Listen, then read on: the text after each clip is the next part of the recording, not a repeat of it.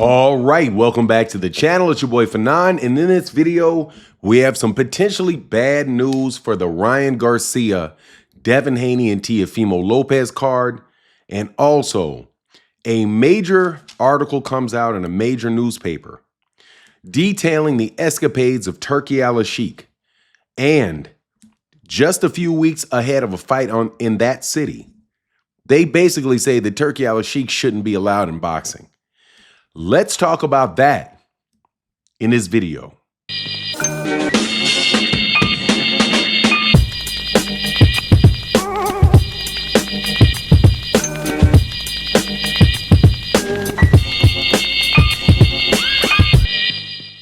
All right, welcome back to the channel. It's your boy Fanon, and in this video, want to update you on a couple things. One is the big card coming up that Turki Alalshikh is putting together in Times Square that includes Ryan Garcia versus Rolly Romero, Devin Haney versus Jose Ramirez, as well as Teofimo versus Andrew Barboza. Unfortunately, it looks like there may be rain in the forecast for that particular day. But also, there's a lot of rain in the forecast in the media because the New York Times just eviscerated Turki Alalshikh.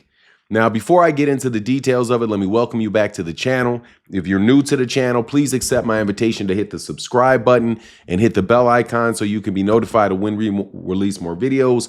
And if you're a longtime subscriber and supporter of the channel, thank you so much. And thank you to everybody that supports in the super thanks of videos like this. Really is a great way to help the channel, push the channel forward and to be able to continue to do the content. Because if you listen to the contents of this video and think anybody's paying me sponsorship dollars to say this, no.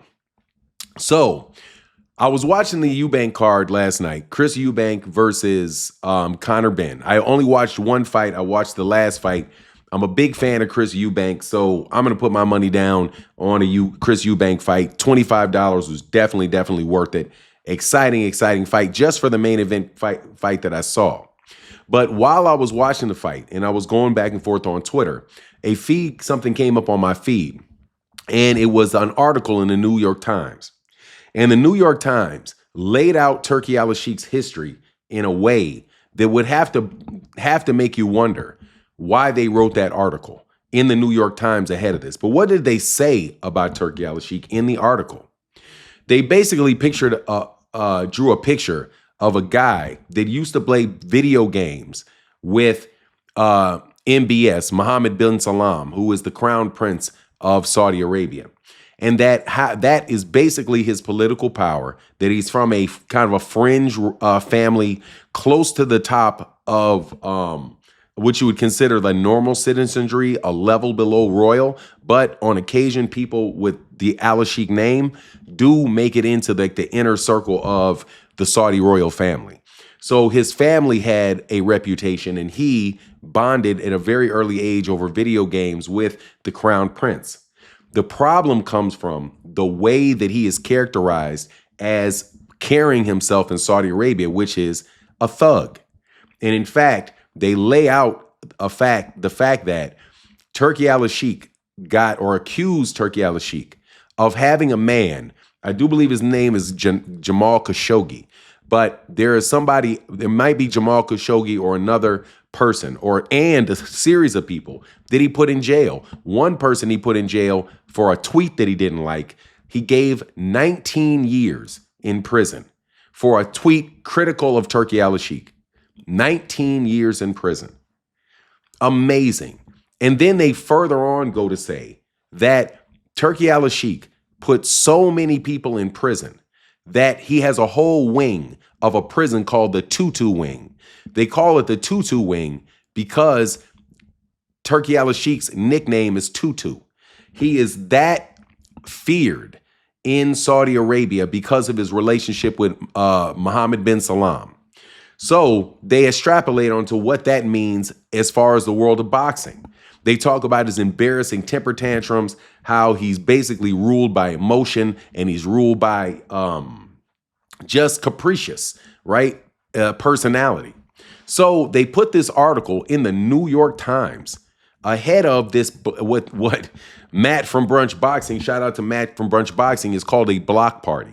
So let's get straight what these guys are doing in New York and the issue that's coming up on May 2nd, which is there's a forecast for rain that day. But in New York City, Turki Alalshikh blocked off the New York Times. I mean the Times Square. And the fight is not even going to have anybody from New York that's not invited to watch the fight. Nobody that's in Times Square can watch that fight and get into that fight without an invitation. No tickets sold to it. No opportunity for the general public to be involved whatsoever.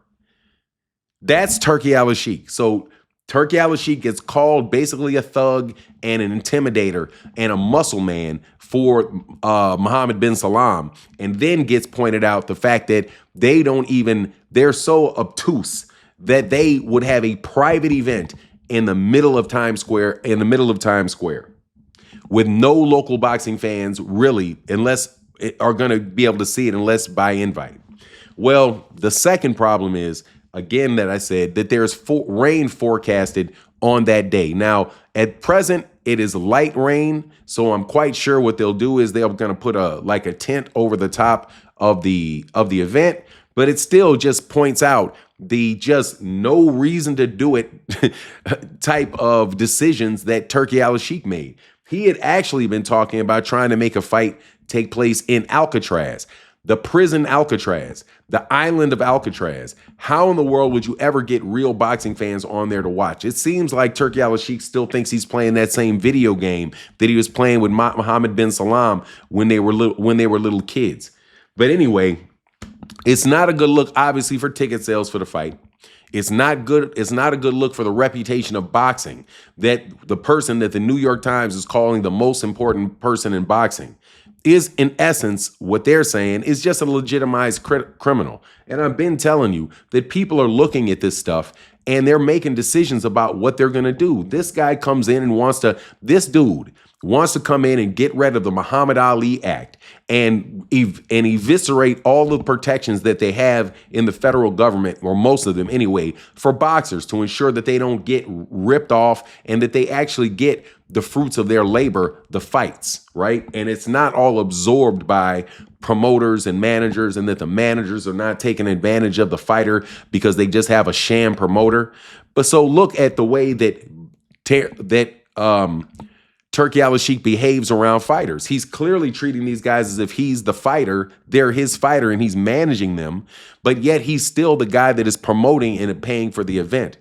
That is why you will have things that wind up happening, like Shakur Stevenson has a contracted amount for a fight, and then they switch up the contracted amount and say, oh, we just decided to change our mind on this, right? It's just a jacked up situation all around.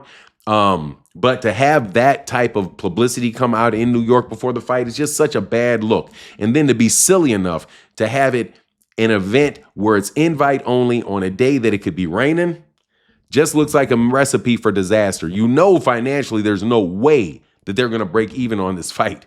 No way they're going to break even on the fight because they're not selling anything other than a very expensive pay-per-view on a network that not a lot of people are on. Anyway, that's my take on the matter. Please let me know what you think in the comment section. And with that, I'm out. Deuces.